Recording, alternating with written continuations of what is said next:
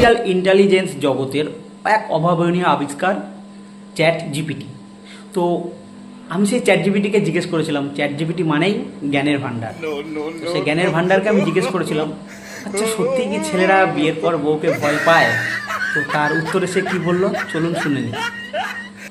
বিবাহিত পুরুষরা বউকে এত ভয় পায় কেন? আসলে ভয় ব্যাপারটা একটু মজার করে বলা হয়।